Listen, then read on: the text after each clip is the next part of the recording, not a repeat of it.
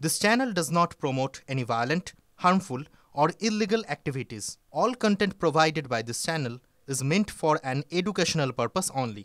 Top quality और consistent performance के लिए सिर्फ सिल्वर पंप नाम याद रखना। এখান থেকে একটা প্রশ্ন ওঠে জানেন তো, এই একা মনোজিৎ কি? না, একা মনোজিৎ নয়, কলেজে কলেজে শাসক দলের ছাত্র নেতারাই কর্মী। কলকাতার একাধিক কলেজের তথ্য TV9 বাংলার হাতে। পরিচালন সমিতির অনুমোদনে মাস মাইনে 10,000, কিন্তু কলেজের রাশ দাদাদের হাতেই।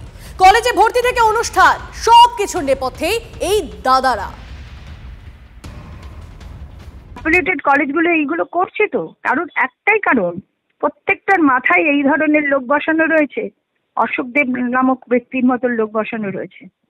এবং পুরো জিবি যদি হাফ অ্যান্ড হাফ একদিকে থাকে, হাফ আরেক দিকে থাকে, কিন্তু দেখা যায় যে যেদিকে অশোক দেব আছে সেটাই পাস হয়ে যায়। আমি তো দেখছি তো ভিডিওতে, এবং এটা ঘটনা প্রতিটি জায়গায় দেখা যাচ্ছে। রাজনৈতিক বিরাট বড় বড় নেতৃত্ব বসিয়ে রেখে দিয়েছে।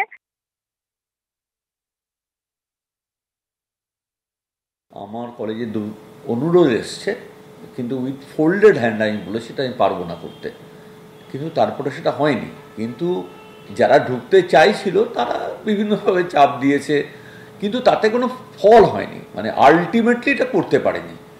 ওই আর কি একটা ঢুকে একটা ত্রাসের পরিবেশ রাখা, সাধারণ ছাত্রদের ডেমোক্রেটিক ফেব্রিকটাকে নষ্ট করে দেওয়া, আর কিছু না। পড়াশুনো শেষ হয়ে গেছে 10 বছর আগে, কিন্তু এখনও জিএস সেজে বসে আছে কলেজের ভেতর, কারণ ছাত্র সংসদ নির্বাচন হয়নি। দীর্ঘদিন ছাত্র সংসদ নির্বাচনকে বন্ধ রেখে এই কারবারটা তৈরি করা হয়েছে স্রেফ ভাইপোর ক্রাইম সিন্ডিকেট গোটা রাজ্যের ক্যাম্পাসে ক্যাম্পাসে যাতে ছড়িয়ে দেওয়া যায় তার জন্য। এখন যাদেরকে জিএস হিসেবে রাখতে পারেনি তাদেরকে নন টিচিং স্টাফ হিসেবে তৃণমূল নেতা তৃণমূল বিধায়কদের সুপারিশে তারা নন টিচিং স্টাফ হিসেবে ওই কলেজেই ভর্তি হয়ে সেই কলেজের এই শাসন কাঠামো, এই ক্রাইম সিন্ডিকেটের কাঠামোকে পরিচালনা করেছে। লেখা আছে যে তৃণমূল ছাত্র পরিষদ করলে বা সেই কলেজের প্রাক্তনী হলে সেই কলেজে চাকরি করতে পারবে না। কোন জায়গায় লেখা আছে এটা? নিয়ম এসএফআই বানিয়ে দেবে এখন নতুন করে? বাম আমলে এগুলো হয়নি। কিভাবে চিরকুটে চাকরি হয়েছে আমরা আর এই সময় এই কঠিন পরিস্থিতিতে মুখ খুলতে চাই না। একটা আনফরচুনেট ঘটনা ঘটেছে, এটা একটা সামাজিক ব্যাধি, এবং সেটাকে নিয়ে কন্টিনিউয়াসলি রাজনীতিকরণ করে যাচ্ছে এরা নিজেরাও জানে আগামী বিধানসভা নির্বাচনেও এরা শূন্য থেকে মহাশূন্যের দিকে এগিয়ে যাবে, তাই চিপ পলিটিক্স করতে নেমে পড়েছে সব জায়গায়। কলেজে কলেজে যে দাদা যন্ত্র, তার শেষ কোথায়? ইউনিয়ন রুমে তালা লাগানোই একমাত্র পথ। মত কলেজ পরিচালন সমিতির সদস্য শিবরঞ্জন চট্টোপাধ্যায়ের। ইউনিয়ন রুম বন্ধ করা সমাধান নয়, দাবি অধ্যাপক নন্দিনী মুখোপাধ্যায়ের। ইউনিয়ন যে ঘরগুলি আছে আপাতত বন্ধ করে দেওয়া উচিত, আর কলেজ আওয়ার্সের পরে মানে কলেজে কারোর থাকার কোনো দরকার নেই। ইউনিয়ন রুম বন্ধ করে তো আমি আধিপত্যবাদ সরিয়ে দিতে পারবো না। আমি কি যে ব্যক্তি বেআইনিভাবে কলেজে প্রবেশ করছে এবং সমস্ত মানে একেবারে ভাইস প্রিন্সিপাল থেকে শুরু করে সমস্ত শিক্ষক কর্মচারী ছাত্রদের ওপর একটা ছড়ি ঘুরিয়ে চলেছে, এটা কি আমি বন্ধ করতে পারবো ইউনিয়ন রুম বন্ধ করে? তা নয়।